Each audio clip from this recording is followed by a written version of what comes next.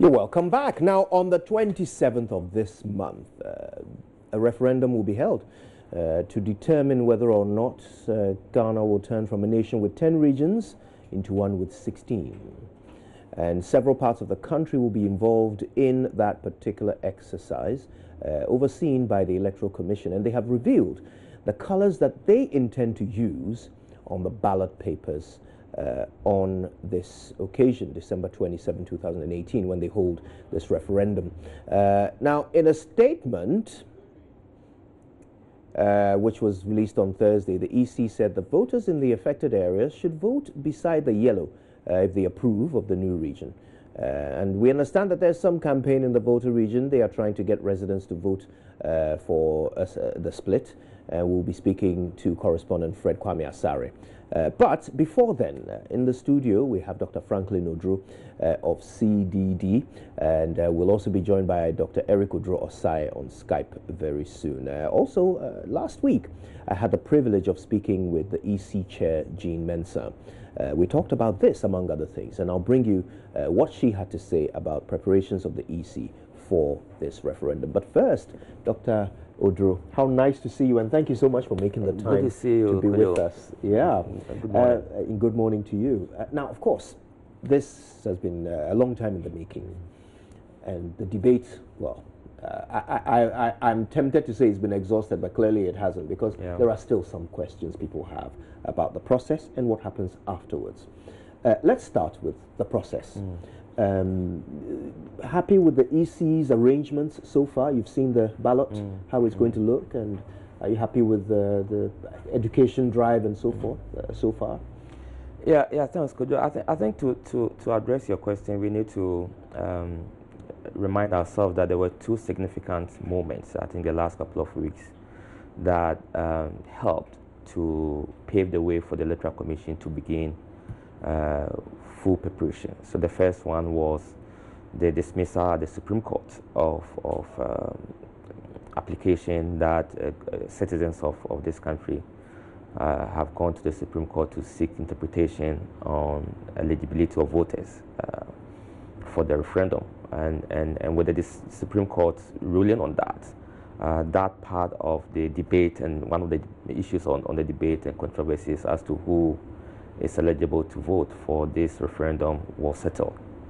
The second was the maturity of the constitutional instrument, which would then give full legal mandate for the Electoral Commission to begin to educate and to sort of inform Ghanaians, including the colours and all of those things, which was sitting in Parliament for meeting the 21 days maturity day. So these two developments sort of paved the way for the political process to begin. Let me put it that way, because there is a legal issues around that. There's a political process, and there is also social issues and debate around that.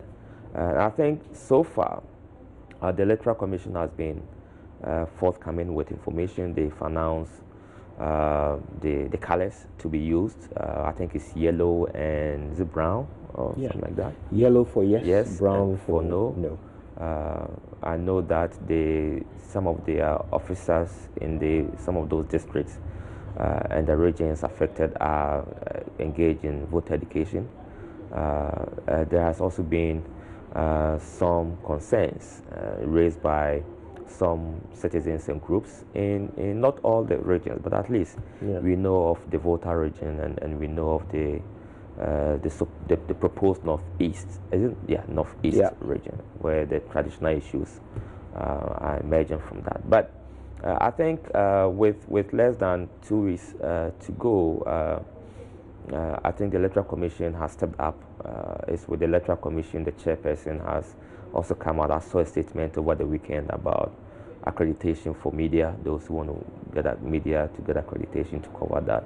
I think it's important for me to stress that it's a very important election. It seems that the rest of Ghana, if you take out the 4 regions or the 6 regions, the rest of Ghana not paying so much attention. Every election is important. The integrity, the credibility of the outcome of every election, whether it's a referendum or it's a partisan election or district level election, is very important. And I think we have to pay attention to that. So let's see how it goes. Now, we'll talk a bit more about the EC in a moment, but the creation of new regions is something that both political parties proposed they would do if they won the 2016 election. One was going to create 5 new regions, and the NDC was going to create 5, and NPP was going to create 6. Now, the debate about whether it is even a good move, that's gone on for a while.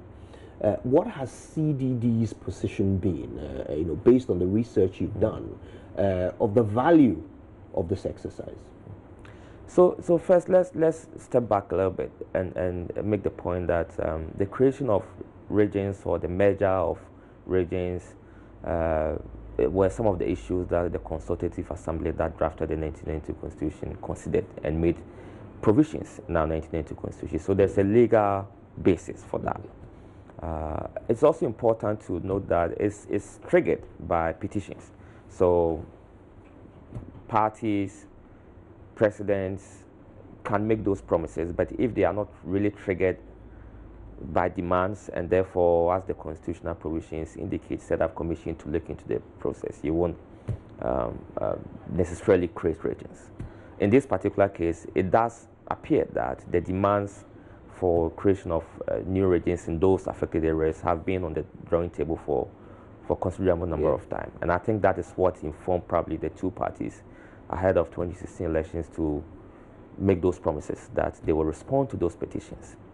Now, there is one thing that has to do with the legal requirements or demand for it, and there's another that has to do with the value, as you rightly said, the merits of it. If you study the history of creation of regions in this country, if you do post-independence period and then Nkrumah regime with the creation of Brunhafo region, all the way with the separation of Central from the creation of Central from the Western corridors, even the coming of Accra from the Eastern, and then also the Upper East, Upper West, were largely informed by creating geographical and ethnic homogeneity for the group of people in those areas.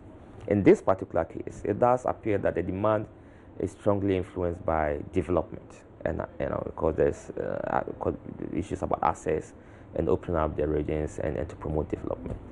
Is that scientifically proved that if you create regions, you get development? No, I haven't seen any science behind that, and so that has informed the debate as to whether if we do respond to this petition with the request that will promote development, we don't know yet whether that will be the case. Actually promote development. Yeah. I think that the legal demands and legal basis that is being followed. That is established. Okay, well, there are some people who definitely believe that it will lead to development, and campaign activities towards an overwhelming endorsement for the division of the voter region in the December 27 referendum have been intensified in the Nkwanta South municipality of the region. Now, a series of rallies and door-to-door contacts campaigns have been ongoing, and they are targeted at enlightening residents so that they vote yes for the proposed OT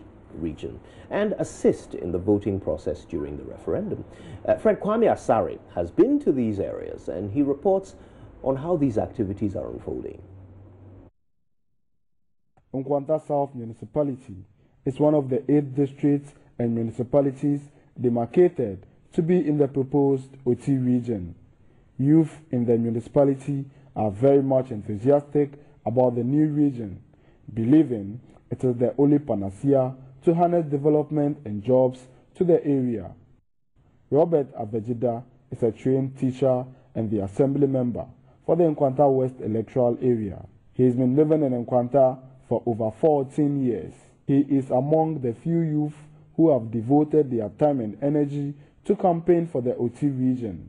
I sat down and took introspection of all the claims they are making for why they needed the region, and happened to come from the southern part of the voter region.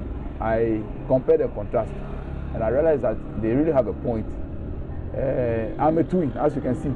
My twin sister is at home, and I am here. Her conditions over there are not as the ones I am facing here, and I've become like one of them. Whatever they are saying, I know it, I can feel it. So there was a need for me to, accept the cry uncle. Robert sets out every morning and evening to campaign and appeal to people to vote yes for the split of the Volta region. I have realized that people have heard the news. They are interested, but they don't have enough information about the whole thing. So this house-to-house, door-to-door campaign I'm doing, educating the aged, those that couldn't have the opportunity to attend school.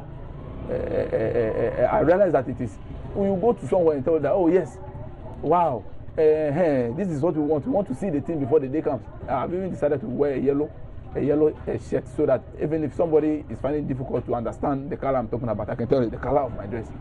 Yes, so the door-to-door campaign is really, really, really helping.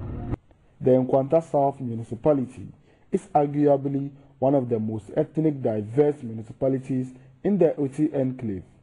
All ethnic groups and settlers here are strongly behind the territorial split of the Volta region. Traditional leaders of tribes in the municipality have been organizing series of activities orchestrated at meeting requirements of the December 27 referendum. My humble appeal to all of us gathered here and those who are not here is that let us go back and campaign, inform and educate all registered voters in the Nkwanta municipality to cast their vote on the day of the referendum and vote yes for OT region. Like in our area here, we are all farmers. So it comes when we drag our yams and our vegetables, because of the bad nature of the road in the rainy season, we don't sell. It will lie down until it's rot. So if we get our new region and all this, we have good roads, I think we can send our products to the nearby places for sale.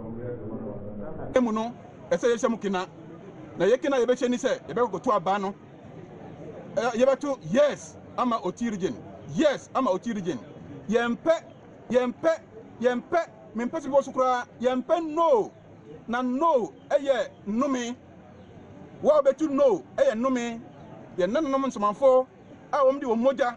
Ever get a see two or no. Omrim for won't tell. What bet you know? Obepo to know. Ye none of them for won't tell. Intimate stretcher. So one person become no me. Now person become Diabomo. And yet it is a home nakoto then. Yes. The chiefs and people of Amanta traditional area in the Kejebe district at this year's Akwasedai celebrations also promised 100% endorsement for the OT region in the referendum.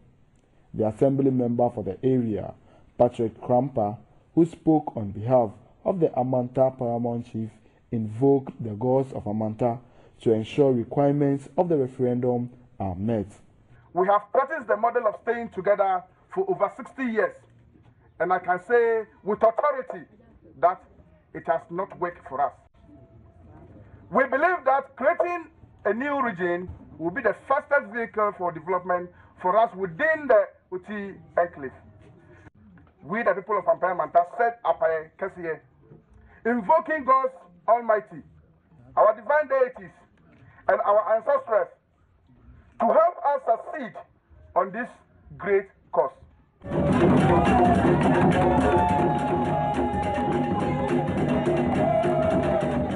An illustrious son of Amanta.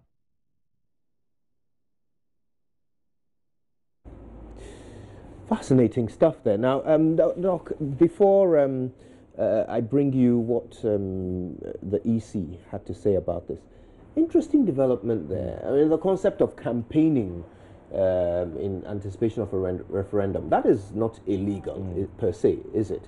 But we heard some interesting things there, particularly what the chief was saying, that if you vote no, it's a curse. And of course, chiefs, carry a lot of weight when it comes to matters in that realm, don't they? And absolutely, and it's very surprising actually. And I think we have picked some of these reports in our own monitoring of things on the ground. And so I'm not surprised. I mean, I hadn't seen because we're still waiting for verification of some of the data that we got, but hearing and watching the chief talking about, cares for against those who vote no is very surprising. And I think it speaks to the extent that communities and traditional authorities and group of people want this kind of new regions, and how they think that there are people or groups or others who want to sabotage their effort. But in a democracy and in a civil environment, I think the essence of voting is to allow everyone to express his or her own views, whichever way the person wants. In this particular case, I think the problem, and these are some of the intelligence that we are picking, that in this OT region area, because they are farming communities, there are quite a number of settlers who live in that area. And they suspect that some of these settlers may not necessarily be in favor of creating of the new region. Right. Yeah, and therefore, if these settlers went out to vote, they are going to vote no. But I think it's very interesting, and people may not have averted their mind to this issue. First of all, you need about 50% voter turnout, right? And then 80% voting in favor to be able to get the region. The first threshold is to get people out there to vote. Yeah. So there is a possibility that if you have quite a number of people who want no, who are in favor of no, they may not go out to vote. Yeah. And you may not get your 50%. 50% vote. But the danger also is that they might go out, you get your 50 plus voter turnout, but maybe a substantial part of the vote will be no, and you won't get your 80%. So it's very tricky. And I don't think people are looking at all of these permutations in terms of voter turnout in particular. Yeah. And so if you threaten, as part of a campaign, you use words that appear to be threatening, then you are likely to lose a lot of people coming out to vote. So they will say, well, we don't have to, if I'm going to vote no and I'm going to get a case, then let me just sit at my home and not go and vote. So it's very tricky for me, and I thought that this is where we need institutions like the NCC, civil society actors, and groups to engage in extensive education about this process. This is the first time we are having this aspect of elections since we returned to constitutional rule. Is CDD doing anything in that regard? Well, we have been monitoring. We have some of our representatives that we have been monitoring the pre-election environment. But as you know, we also manage the CODEO, the Coalition of Domestic Election Observers. So we are at the CODEO Secretariat.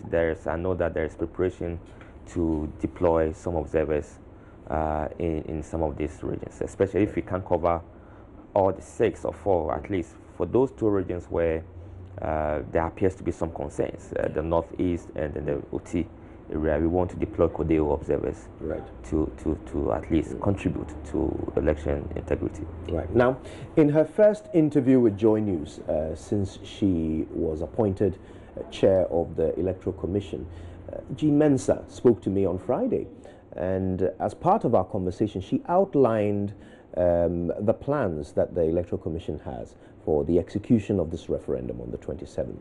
Here's what she had to say.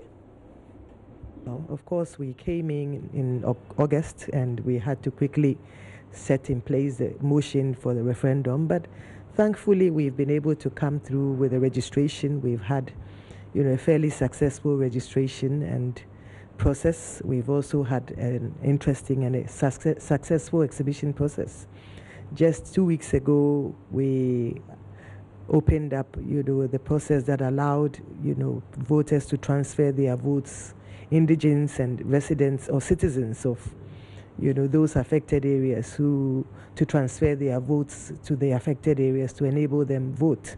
So that has also gone on well. And as we speak, we are in the process of training, the officers who have been selected and appointed to oversee the various polling stations and the various polling centers. So training is underway and is going smoothly. We are also starting our publicity in earnest, starting on Sunday. We have our vehicles, which will be patrolling the streets with various jingles, educating people and calling out to citizens to come and vote, and educating them on the modalities for the referendum, looking at the colors for the referendum and so on. And of course, we'll have jingles on radio in the carved out areas as well. The last time there was a referendum in Ghana, I was a child. This was during military rule, and I remember there were songs composed and played on TV and so forth. Is the EC planning a similar sort of media campaign to educate people? Yes, it's a media campaign, of course, not as elaborate with songs and catchy tunes and so on, but really encouraging, citizens in those areas to go make their choice, whether they are for it or not. We're encouraging, voters to turn out in their numbers, to vote and to exercise their rights and their franchise. Will you be targeting the media activity around just the affected areas, or is there some sort of nationwide campaign? Well, it's mainly in the affected areas, but of course we've selected a few media houses that have nationwide coverage, but the focus will be the affected areas. A lot of radio stations have been identified, and starting on Sunday, as I mentioned, the jingles will start to play, but we're also working with some TV and radio stations which have a wide coverage and a nationwide coverage as well. So even whether or not you're in the affected areas, you are aware and informed about what is going on. Tell us a bit about the process itself on the day. We've seen some documents come out and some samples of the ballot and some colors and so forth. Can talk us briefly through how it's supposed to pan out on the day. Well, it starts from, the voting starts from 7 and ends at 5 normally. And of course, we have the ballot with the colors. I think the selected colors are yellow for yes and a dark brown for no. And so citizens would have to thumbprint whether they are in favor of it. And if they are in favor, of course, they will thumbprint yellow. If they are not in favor, they will thumbprint brown, the dark brown. And then, of course, they will place their ballot in the boxes. And at the end of the day, those will be counted. And then the returning officers in the affected areas, in the carved out areas, would announce the results. We have a historic problem with spoilt ballots. I know that in describing this ballot, it sounds very simple, and there wouldn't be an expectation of things going wrong, but we do have that history. What's the EC's strategy for perhaps minimizing that? Well, voter education, and voter education. I think that's ongoing currently. It's been going out for a long time now, at least for the last 2 months, a lot of voter education. What we've done differently is to nominate a number of our officers to go out into the field and serve as coordinators. And they will be working with the regional directors and the district electoral officers and intensifying the education. And over the last few weeks, they've been out in the field, in the market squares, in the churches and the mosques, in public spaces, educating people on how to vote. And we have, of course, the flyers and the education materials that they use. So we are expecting that, we would have quite a success rate and, of, credible or acceptable ballots, and would minimize the rejected and spoiled ballots because of the efforts that we've put in and because of the intensive education that we are doing currently. Because there is such a large proportion of voters required in order for the yes to be upheld, spoiled ballots suddenly have become even more of a danger than ever before. So beyond education, which we do see in the run-up to every election, is there anything new, anything different that perhaps you've talked about sending out some EC officials to participate in the education, but what has your research told you is the cause usually of these spoiled ballots? Well, I think it's because it's mainly as a result of a lack of education. But we believe that because you have just 2 spaces, it's either yes or no, And, it's either yellow or brown, and with the intensive education, what we believe that it would be rejected ballots will be minimized. But additionally, we have flyers this time that come out in the form of a ballot. And we're distributing that. These are simple, very small flyers that are not costly, but you can distribute and disseminate as many as possible.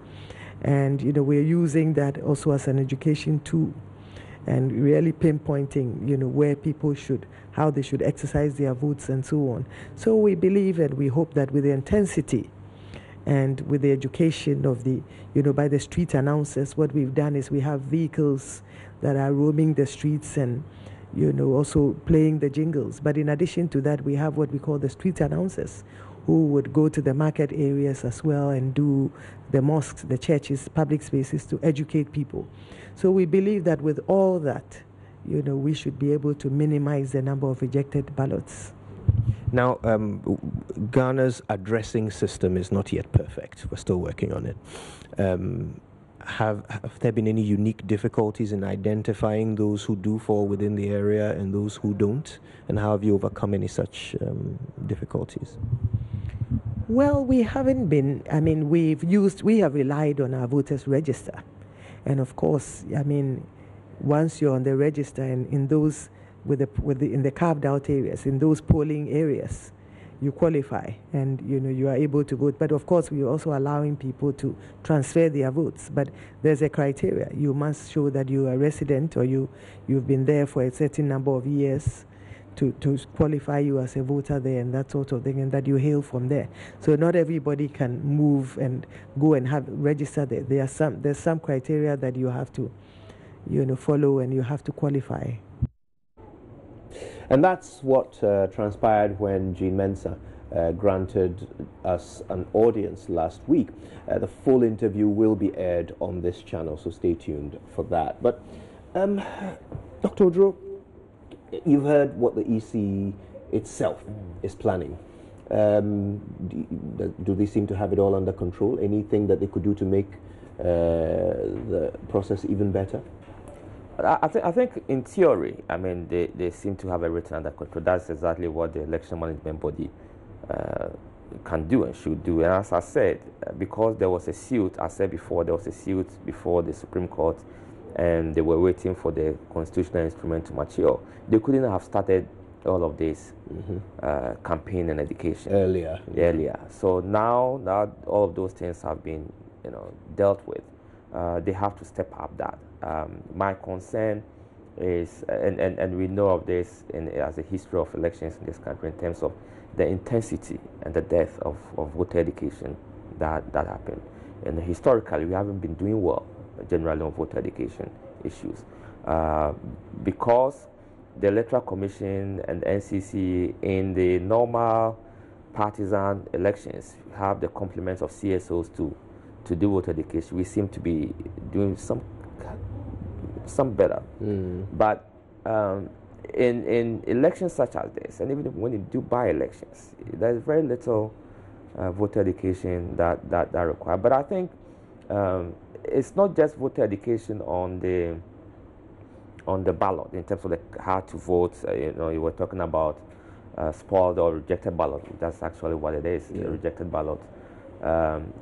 It's also about education as to voter turnout, which is important.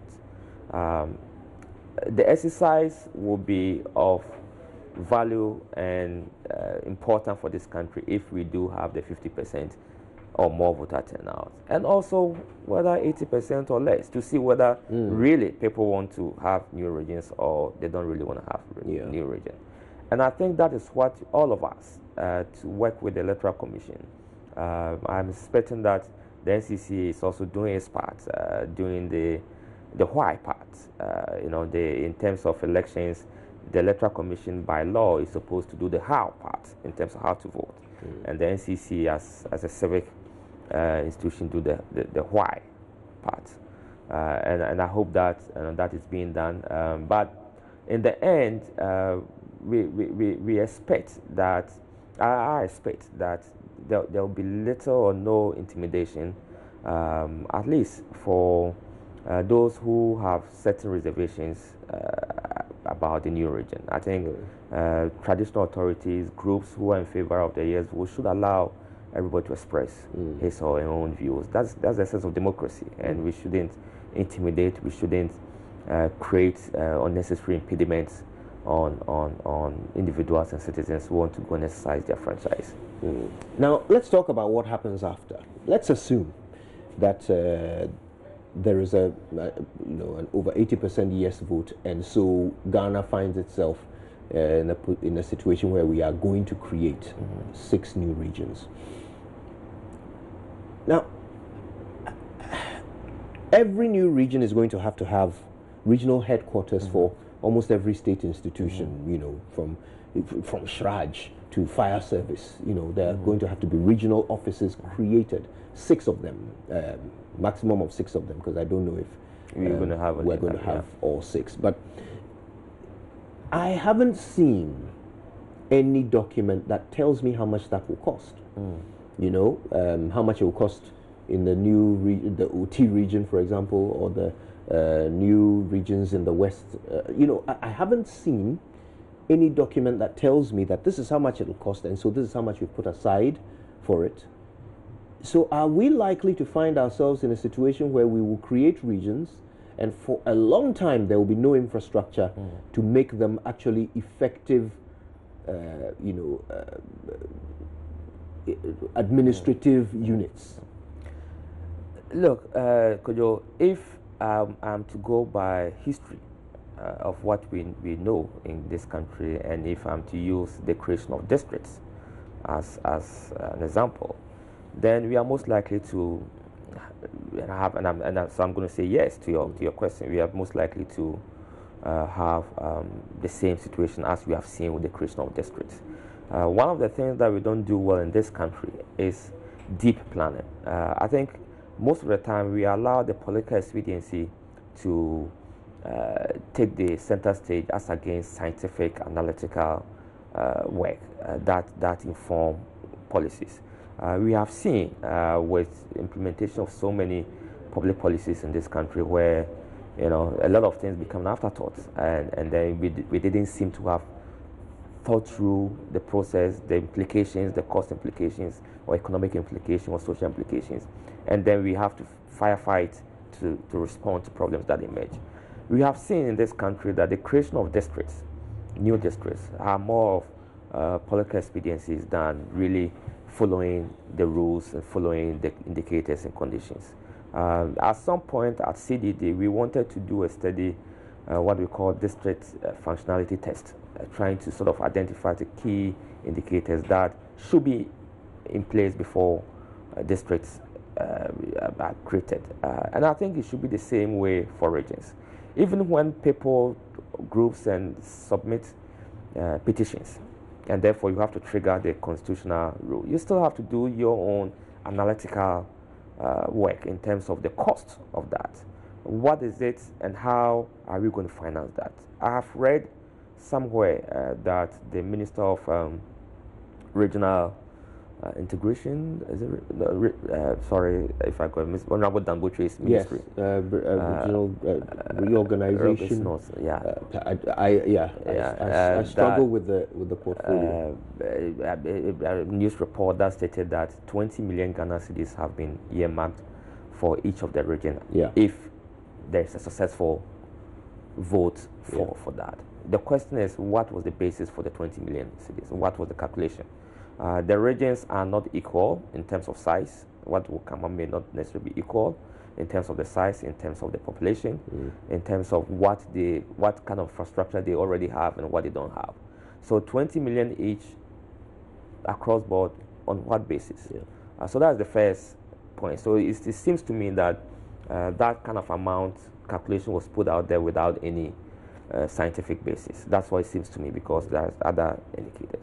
But I think more importantly, what we have tried to do in this country is that at the early on, we make all of these promises and try to put money there. But once the regions or the districts get out of the way, they are left on their own to survive. In this particular case, if all the 6 regions, as you are trying to say, vote for yes, we need to begin to first ask for regional coordinating council offices for that. All the MMDAs will have to have their own offices and departments of that. If most likely that with the creation of new regions, there might be new districts, reconfiguration or recreation of new districts.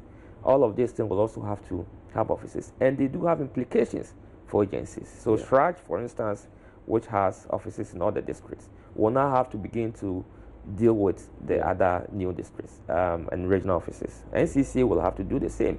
The Electoral Commission itself will have to create new district offices and regional offices and other government officials. So all of these are costs. Any analysis done? I don't know.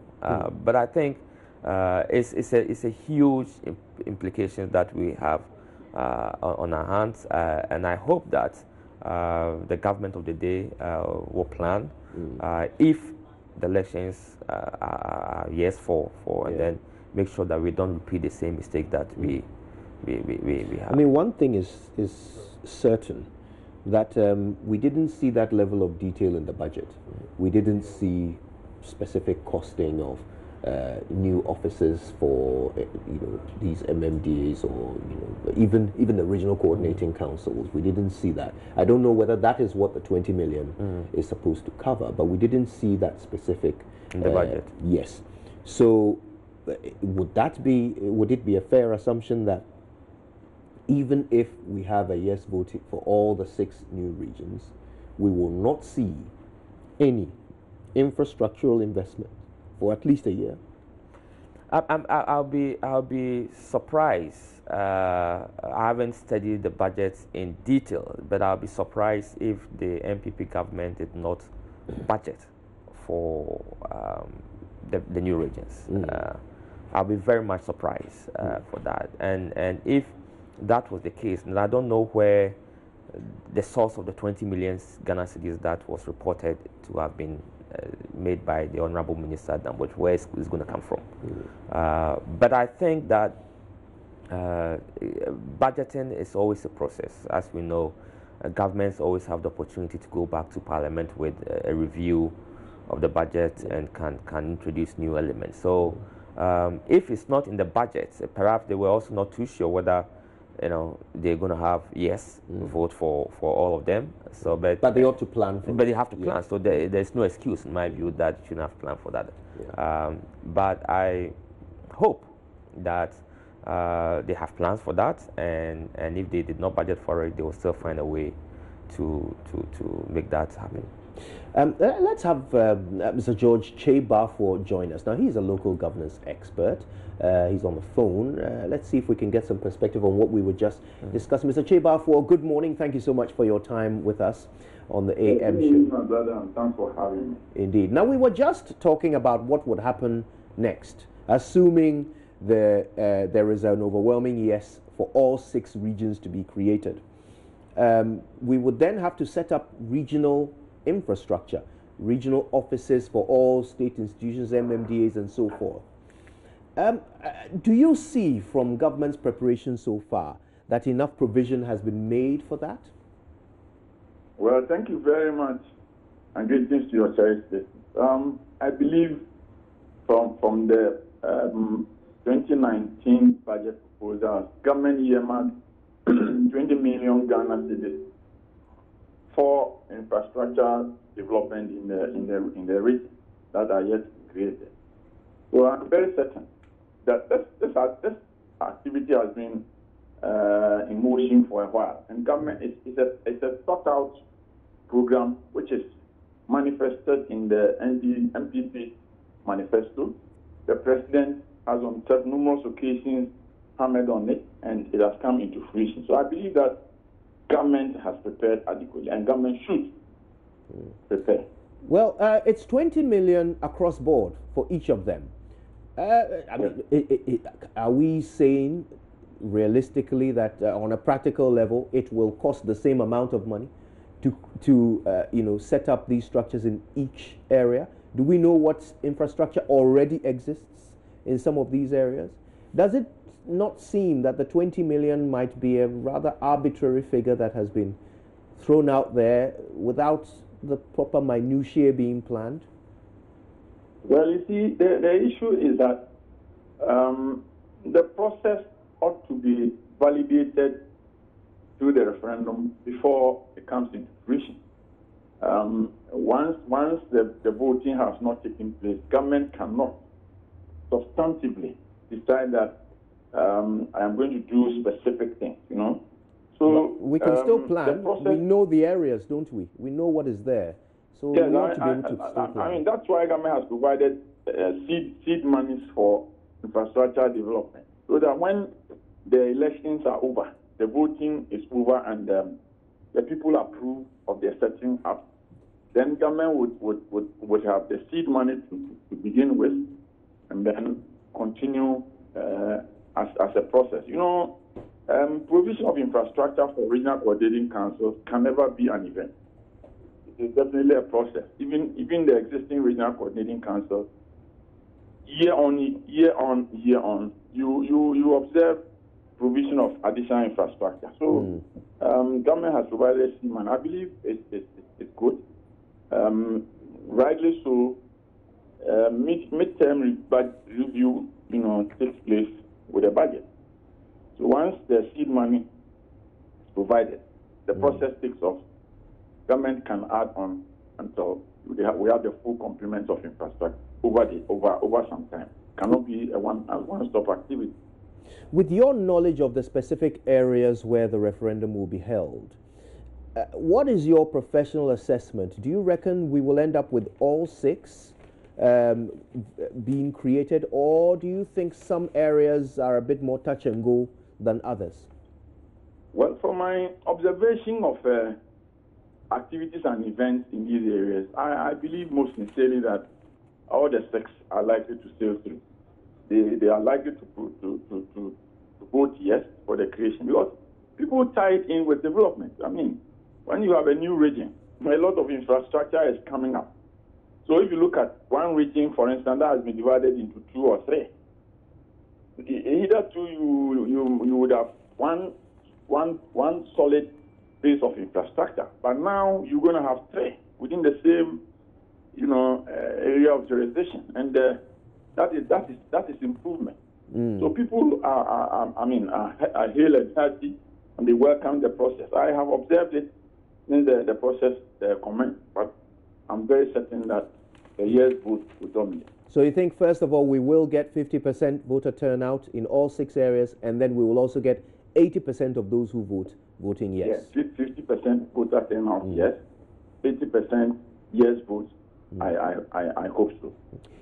George Shebafor, thank you so much for your time. We appreciate it.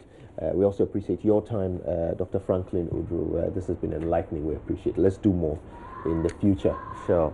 27th is the day, D-Day, for the creation of 6 regions, 6 more regions here in Ghana. We'll keep an eye on it all, and we'll bring it to you as it unfolds. But right now, though, it's time for us to bring you AM Showbiz. Becky is in the house right after these. Okay. Doctor.